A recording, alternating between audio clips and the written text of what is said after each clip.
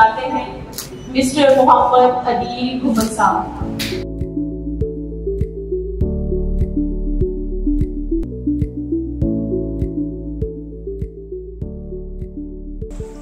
नहमदु व नुसल्ली अला रसूलिहिल करीम, अम्मा बाद, औज़ु बिल्लाहि मिनश शैतानिर रजीम, बिस्मिल्लाहिर रहमानिर रहीम। दिल से जो बात निकलती है असर रखती है, दिल से जो बात निकलती है असर रखती है, पर नहीं ताकते परवाज़ मगर रखती है। कुदसियुल असल है रिफत पे नज़र रखती है, खाक से उठती है गर्दों पे गुज़र रखती है। इश्क था फितना ग्रोह सरकश चलाक मेरा, आसमां चीर गया वो नालाए बेबाक मेरा। मैं बहुत शुक्रगुजार हूँ चौधरी अरशद अली तबस्सुम साहब का, जो ऑर्गेनाइज़र हैं इस इवेंट के, कि जिन्होंने हमें यहाँ पर बुलाकर इज़्ज़त बख्शी और हमें इतना अच्छे तरीके से उन्होंने एंटरटेन किया कि हमें पता चला कि वाकई हमने सोसाइटी में कोई कामयाबी हासिल की है। तो मैं अपनी बात को शुरू करता हूँ कि कुछ 2-4 चीज़ें यहाँ पे मैं डिस्कस करना चाहूँगा। मकसदियत क्या चीज़ होती है? अगर आप किसी जगह पे जाने का अज़म करते हैं, किसी जगह पे पहुँचने का आपने इरादा कर लिया है, उसका ही आप मिसाल ले लें। एक ट्रेन है, वो गुज़र रही है, रास्ते में पहाड़ भी आ रहे हैं, रास्ते में ढलवाने भी आ रही हैं, उसके सफ़र में बहुत सारी रुकावटें भी आ रही हैं, पत्थर भी आ रहे हैं, बहुत सारी चीज़ें हैं। लेकिन अगर उसका मकसद उसके सामने है तो कोई भी चीज़ उसे डिट्रैप नहीं कर सकती। आप मिसाल ले लें कि अगर मैं घर से इरादा करके आया हूँ कि मैं यहाँ पे मुझे आज पहुँचना है, तो मुझे हो सकता है कहा जाए कि बारिश बहुत हुई है, पानी बहुत ज़्यादा है आपके रास्ते में, आप किसी ट्रैफिक में फंस सकते हैं, आपकी गाड़ी ख़राब हो सकती है, वहाँ पे तरह तरह के मसाइल हैं। लेकिन अगर मेरे जहन में ये बात क्लियर है, मैं क्लैरिटी के साथ अपने मकसद की तरफ बढ़ रहा हूँ, तो फिर मुझे कोई भी चीज़ नहीं रोक सकती। यही सूरत हाल है एग्ज़ाम की भी। अगर एग्ज़ाम को अगर आपने टारगेट किया हुआ है और आपने उस चीज़ को मकसद बनाया हुआ है और आप उसकी तरफ फिर बढ़ते रहते हैं, जो छोटी छोटी डिस्ट्रैक्शन है रास्ते में, आप उनकी तरफ नहीं जाते, तो फिर मेरा ख्याल है कोई भी चीज़ आपको इस सक्सेस में वो हायल नहीं हो सकती।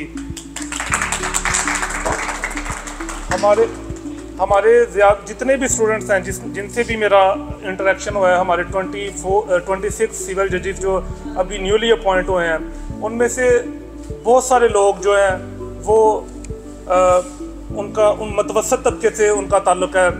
कुछ लोग शहरों में रहने वाले हैं, कुछ लोग देहात में रहने वाले हैं, स्टडीज़ की पूरी फैसिलिटीज़ अवेलेबल नहीं है, लेकिन सिर्फ़ और सिर्फ अपनी मेहनत के बलबूते पर उन्होंने ये कामयाबी हासिल की है। ना तो किसी किस्म की सिफारिश इसमें है, ना किसी किस्म की दौलत इसमें है। हमारे जितने भी कोलीग्स हैं, अगर ये दौलत से ये ओहदे ख़रीदे जा सकते तो बहुत ज़्यादा लैंडलॉर्ड्स, बहुत ज़्यादा अमीर लोग जो हैं वो सोसाइटी में पैसे लेके फिर रहे हैं। लेकिन मैं इस बात को क्लियर करना चाहता हूँ, अरशद अली तबस्सुम साहब ने भी ये बात बड़े वाज़े तौर पे ये उन्होंने बयान की है कि इस सक्सेस स्टोरी में जितने भी लोग हैं, खालिस मेरिट बेस के ऊपर सारे लोग आगे आए हैं और सबकी अपनी अपनी मेहनत है, अपनी अपनी एक जर्नी है।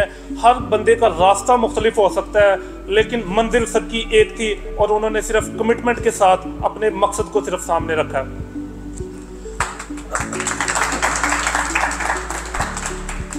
जैसे मैं एक मिसाल देना चाहूँगा कि अगर कोई बेल किसी जगह पे उगी तो उसके ऊपर कोई आफत आ गई, उसको किसी ने काट के फेंक दिया, फिर वो किसी ने ईंटें लगा दी उस फर्श के ऊपर, वो वहाँ पे पक्का फर्श बन गया, फिर वो वहाँ से उगती रही, वो वहाँ से अपनी जगह बना के उसने अपना रास्ता बना लिया।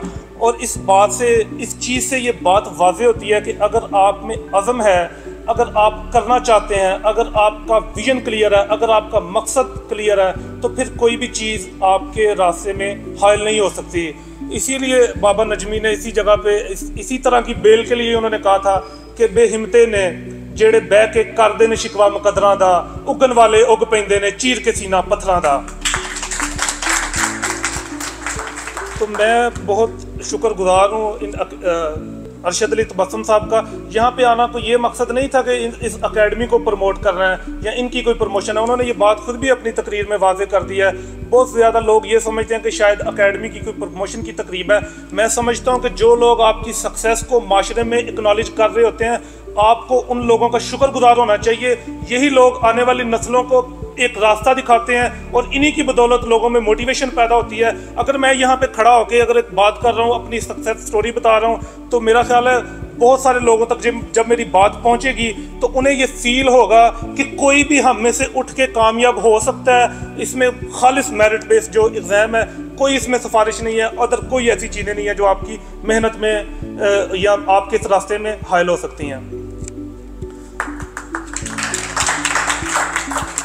मैं एक छोटी सी मिसाल पेश करना चाहूँगा।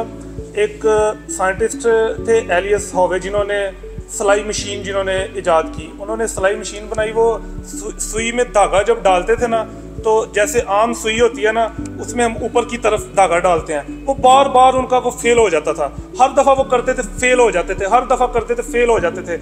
लेकिन उन्होंने वो जो पुराना मेथड था सुई में धागा डालने का, उन्होंने उसको तोड़ा। उन्होंने कहा हर दफ़ा ऊपर की तरफ से धागा डालते हैं, ये मशीन चल नहीं पाती है, जो सिलाई मशीन होती है। उन्होंने नीचे की तरफ से ट्राई किया और वही मशीन फिर कामयाब हो गई। इतनी बड़ी इजाद बनी जिसने दुनिया का बहुत ज़्यादा मैन्युफैक्चरिंग, ये जो टेक्सटाइल की इंडस्ट्री है, इसका नक्शा बदल दिया। मतलब बात करने का ये मकसद ये है कि अगर आप रुज्जत पसंदी जैसी चीज़ों को अवॉइड करते हैं और नए रास्ते निकालते हैं, आप तो फिर आपको कामयाब होने से कोई भी नहीं रोक सकता।